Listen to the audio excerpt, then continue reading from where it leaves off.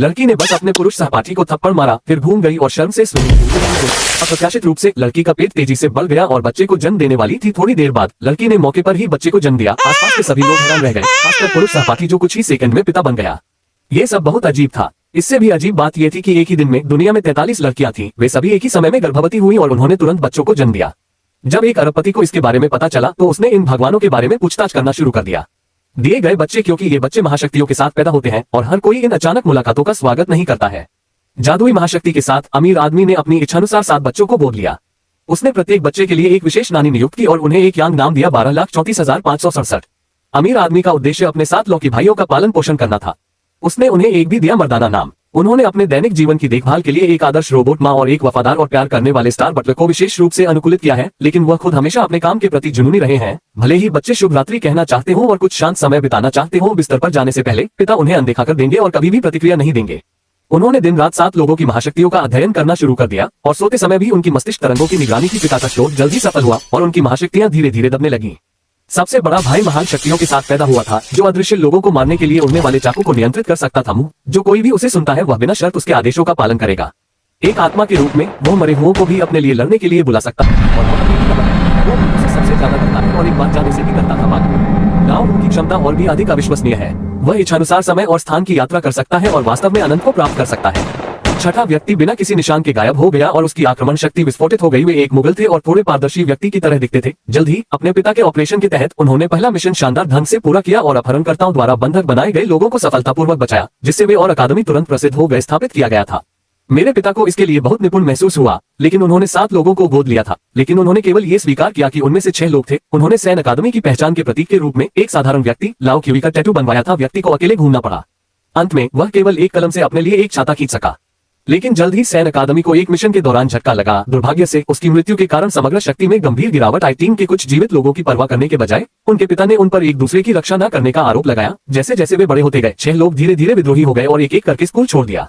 मैंने बस उस पर कचरा उठाया और फिर कभी वापस नहीं आया। दूसरा बच्चा एक शूरवीर बन गया और अपने तरीके से दुष्ट को दंडित किया। चौथा बच्चा अपनी उत्कृष्ट उपस्थिति और फ्रेंच बोलने की क्षमता के साथ एक फिल्म और टेलीविजन स्टार बन गया। बच्चा पूरे दिन भूतों से डरता रहा, लेकिन मर नहीं सका। शरीर पर बियर का दाग था और वह पूरे दिन नशे में था।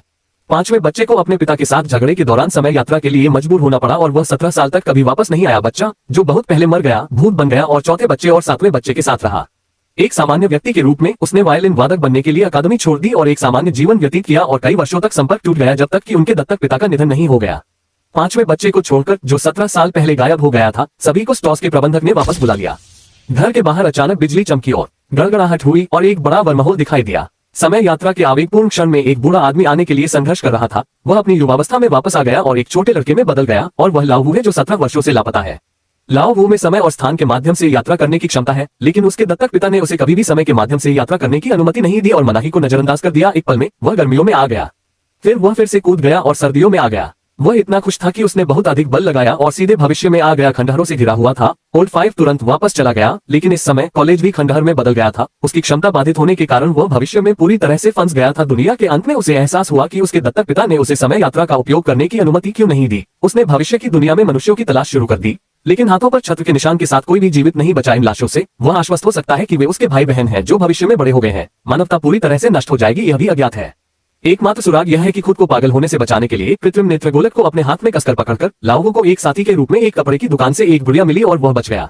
खंडहरों में बचे हुए भोजन पर 50 साल तक उसे धीरे धीरे मर जाना चाहिए था, लेकिन आज एक आदमी ने पहली बार एक ग्लैमरस महिला की शक्ल देखी थी। उसने सर्वनाशकारी दुनिया में उसी तरह की एक महिला को देखा था। टाइम एडमिनिस्ट्रेशन और लाओ वू की मदद के लिए यहाँ था। टाइम एडमिनिस्ट्रेशन के एजेंटों ने पूरी टाइमलाइन पर नजर रखी और उनकी नजर में सब कुछ पहले से ही बर्बाद हो गया था। नंबर 5 उनके लिए 5 साल तक काम करता है। वह सेवानिवृत्त हो सकता है और मूल समय रेखा पर लौट सकता है। नंबर 5 की यह जोड़ी जो 50 वर्षों से अकेले रह रही है, निस्संदेह एक अच्छा विकल्प है। वह महिला के अनुरोध पर सहमत हो गया। बाद के वर्षों में उन्होंने उन चरों को साफ करने के लिए विभिन्न समय सीमाओं की यात्रा जारी रखी। उन्होंने समय प्रसारण के माध्यम से पर्याप्त निर्देशांक भी एकत्र किए। राष्ट्रपति की हत्या के अंतिम मिशन में उन्होंने अनुबंध तोड़ दिया और एकत्र किए गए निर्देशांकों पर बलपूर्वक समय लगाया। वर्महोल और अपने भाइयों और बहनों की निगरानी में उसने गायब होने के 17 साल बाद तक वर्महोल की यात्रा की। हालांकि समय के माध्यम से यात्रा करते समय मूल रूप से बूढ़ी माई वास्तव में अपनी पूर्व यात्रा उम्र में लौट आई थी। अचानक लौटे लाओ वू को देखकर उसे अभी भी विश्वास नहीं हो रहा था, लेकिन इस 13 साल पुराने शरीर में वास्तव में 58 वर्षीय लाओ वू ने अखबार उठाया था। पिता की मृत्यु क्योंकि वह भविष्य के अखबार में थे। अब तक अकादमी के सभी सदस्य आ चुके हैं। शिनिक सिंह बटलर के तत्वावधान में कुछ लोगों ने एक संक्षिप्त विदाई समारोह आयोजित किया। रात में लाओ वू अभी भी आदतन मिठाई की दुकान पर आता था। जब वे 13 साल के थे तब ये भाइयों की पसंदीदा जगह थी। फर्क सिर्फ इतना है कि अब उनके बगल वाला बड़ा भाई लाओ वू था, वह रुका और उससे जगह के बारे में पूछा। बूढ़ा आदमी अच्छा था और उसने उसे बिल का भुगतान कर दिया।